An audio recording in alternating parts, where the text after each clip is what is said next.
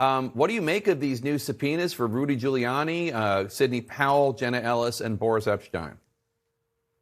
Well, first, people probably wonder to themselves, Jake, what took so long? These were people who were very prominent in the media for their role in promoting the big lie, which we know, of course, in part, actually developed into the January 6th insurrection. But the timing of it is so critical here because it's the end of the investigation, towards the end of more than 300 witnesses at this point in time by the committee. And I'm assuming that they've had all those people to lay the foundational bricks to be able to corroborate in anticipation of their testimony. As a prosecutor, why you do that is because you want to have all of your I's dotted, your T's crossed to be able to compare their statements against other statements, to build enough evidence and sense to say and understand and decipher truth from fiction. And so that these people, the most prominent of all, and up to, of course, the President of the United States, Donald Trump, the former president, having them at this juncture is really telling me that they were building, in many respects, a lot of corroborating evidence that could support and substantiate early witnesses. And now they're going to compare what they say now. And I note Sidney Powell, for one, has civil lawsuits already in terms of defamation and her statements on Dominion, as does Giuliani. So they have that wealth of evidence as well.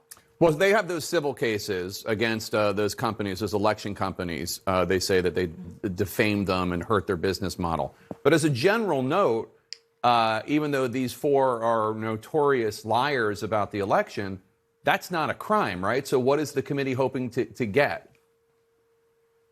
Well, you're right. And again, the civil case versus what the DOJ might come up with, which is criminal context, this is the congressional committee who has legislative and oversight function. They have said from the very beginning they're trying to figure out what led up to the events to try to either fortify certain laws or to fill in the gaps from what was legal and what ought to be illegal, and try to figure out who contributed to what they saw that day and afterwards and before. And so these are the jigsaw puzzle pieces in terms of figuring out what are the missing links here? Was there somebody else that they were answering to? Were they answering to somebody else's directives? Is there somebody who, even above them, it has played a role in all of these things? And of course, it doesn't take a rocket science to realize this is the orbit in many respects of the former president of the United States. And so I can't tell if they're circling around as vultures at this point, or they are themselves going to be the top fish that they'll actually look to say, all right, the buck stopped here, and we have all that we need to now have to conclude what transpired,